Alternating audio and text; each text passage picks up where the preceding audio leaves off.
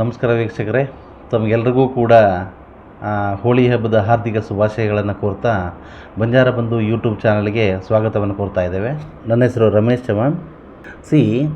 ಬಂಜಾರ ಸಮುದಾಯದಲ್ಲಿ ಸರ್ವೇ ಸಾಮಾನ್ಯವಾಗಿ ಆಚರಣೆ ಮಾಡ್ತಕ್ಕಂಥ ಹಬ್ಬಗಳು ಯಾವುವಪ್ಪ ಅಂತ ಹೇಳಿದ್ರೆ, ಯುಗಾದಿ ಅಂದರೆ ಆಟಮ್ ಅಂತ ಏನು ಕರಿತೀವಿ ಅದು, ಸಿತ್ಲ ಮತ್ತು ಖಾರಬ್ಬ ಅಂತ ಏನು ಕರಿತೀವಿ, ಆನಂತರ ಮತ್ತು ಹೋಳಿ ಹಬ್ಬ, ನಂತರ ದೀಪಾವಳಿ ಅಂದರೆ ದವಾಳಿ ಅಂತ ಏನು ಕರಿತೀವಿ, ಅದಲ್ಲದೆ ತೀಜ್ ಹಬ್ಬ ಅಂತ ಕರಿತೀವಿ, ಆಮೇಲೆ ಜಾತ್ರೆ ಅಂತ ಊರ ಹಬ್ಬ ಅಂತ ಮಾಡ್ತಾರೆ. ಈ ಹಬ್ಬಗಳನ್ನು ಬಿಟ್ಟರೆ ಪ್ರಾಯಶಃ ಅನಾದಿ ಕಾಲದಿಂದಲೂ ಪೂರ್ವಜರ ಕಾಲದಿಂದಲೂ ಕೂಡ ಈ ಹಬ್ಬಗಳನ್ನು ಬಿಟ್ಟರೆ ಬೇರೆ ಯಾವ ಹಬ್ಬಗಳನ್ನು ನಾವು ಮಾಡ್ತಾ ಇರಲ್ಲ. ಅಂತಹ ಒಂದು ಬಂಜಾರರು ಆಚರಣೆ ಮಾಡ್ತಕ್ಕಂಥ ಹಬ್ಬಗಳಲ್ಲಿ ಹೋಳಿ ಹಬ್ಬನೂ ಕೂಡ ಒಂದು.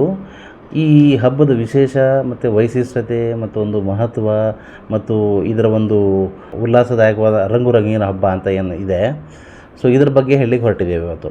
ಈ ಹೋಳಿ ಹಬ್ಬವನ್ನು ಬರೀ ಕರ್ನಾಟಕದಲ್ಲಿ ಬಂಜಾರರು ಅಷ್ಟೇ ಅಲ್ಲ, ಇಡೀ ದೇಶದ ಬಂಜಾರ ಸಮುದಾಯ ಈ ಒಂದು ಹೋಳಿ ಹಬ್ಬವನ್ನು ಆಚರಣೆ ಮಾಡ್ತದೆ. ಇದು ಯಾವಾಗ ಮಾಡ್ತಾರಪ್ಪ ಅಂತ ಹೇಳಿದ್ರೆ, ಮಾರ್ಚ್ ತಿಂಗಳಲ್ಲಿ ವಸಂತ ಕಾಲದ ಟೈಮಲ್ಲಿ ಬರ್ತಕ್ಕಂಥದ್ದು ಇದು. ಈಗ ನಾವು ದೀಪಾವಳಿಯನ್ನು ಹೇಗೆ ಬೆಳಕಿನ ಹಬ್ಬ ಅಂತ ಕರಿತೀವೋ, ಅದೇ ಥರ ಈ ಒಂದು ಹೋಳಿ ಹಬ್ಬವನ್ನು ಬಂಜಾರರು ಬಣ್ಣ ಬಣ್ಣದ ಹಬ್ಬ ಅಂತ ಕರೀತಾರೆ. ಈ ಹಬ್ಬದಲ್ಲಿ ಉಲ್ಲಾಸ, ಒಂದು ರಂಗು, ಆಮೋದಗಳು ತುಂಬಿ ತುಳುಕ್ತಾ ಇರ್ತವೆ. ಕರ್ನಾಟಕದಲ್ಲಿ ಅತ್ಯಂತ ಒಂದು ಪ್ರಮುಖವಾದ ಜಾಗ ಈ ಹೋಳಿ ಹಬ್ಬವನ್ನು ಆಚರಣೆ ಮಾಡ್ತಕ್ಕಂಥದ್ದು ಯಾವುದು ಅಂತ ಹೇಳಿದ್ರೆ, ಕೊಪ್ಪಳ ಜಿಲ್ಲೆಯ ಕೊಪ್ಪಳದ ಪಕ್ಕದಲ್ಲಿರ್ತಕ್ಕಂಥ ಕೂಪಲ್ಗಢ್ ಬಹದ್ದೂರ್ ಬಂಡ ಅಂತ ಏನು ಹೇಳ್ತೀವಿ, ಅಲ್ಲಿ ಭಾಳಷ್ಟು ಅದ್ಭುತವಾಗಿ ರಂಗುರಂಗಿನ ಹಬ್ಬವನ್ನು ಆಚರಣೆ ಮಾಡ್ತಾರೆ. ಆನಂತರ ಅದ್ಧೂರಿಯಾಗಿ ಭಾಳ ಹೆಮ್ಮೆಯಿಂದ ಸರಿಸುಮಾರು 4,000-5,000 ಬಂಜಾರರು ರಾಜ್ಯದ ಮೂಲೆ ಮೂಲೆಯಿಂದ ಬಂದು ಸೇರಿ ಆ ಹಬ್ಬವನ್ನು ಅಲ್ಲಿ ಆಚರಣೆ ಮಾಡ್ತಾರೆ.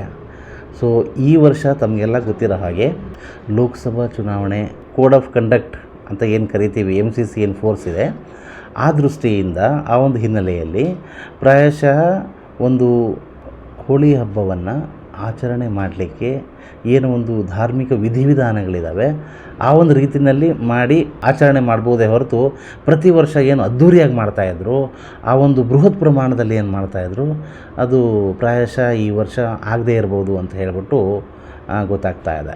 ಈ ಹೋಳಿ ಹಬ್ಬದಲ್ಲಿ ಒಂದು ವಿಶಿಷ್ಟತೆ ಏನಪ್ಪ ಅಂತ ಹೇಳಿದ್ರೆ, ಲಿಂಗಿ ನೃತ್ಯ ಅಂತ ಹೇಳಿದ್ರೆ, ದೀಪಾವಳಿ ಹಬ್ಬದಲ್ಲಿ ಅವಿವಾಹಿತ ತರುಣಿಯರು ಆ ಮೇರಾ ಮೂಲಕ ಅಗ್ರಮಾನ್ಯತೆಯನ್ನು ಪಡೆದರೆ, ಈ ಹೋಳಿ ಹಬ್ಬದಲ್ಲಿ ಅವಿವಾಹಿತ ತರುಣರು ಅಂದರೆ ಹುಡುಗರು ಲಿಂಗಿ ನೃತ್ಯದ ಮೂಲಕ ಮಹತ್ವವನ್ನು ಪಡೀತಾರೆ ಅಂತ ಒಂದು ಹಿನ್ನೆಲೆ ಇದೆ.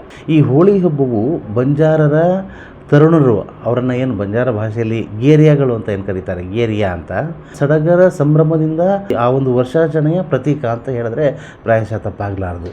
ಈ ಬುಡಕಟ್ಟು ಬಂಜಾರ ಸಮುದಾಯದಲ್ಲಿ ಹೋಳಿ ಉತ್ಸವಕ್ಕೆ ತನ್ನದೇ ಆದಂತಹ ಒಂದು ಸಾಮಾಜಿಕ ಮತ್ತು ಐತಿಹಾಸಿಕ ಹಿನ್ನೆಲೆ ಇದೆ.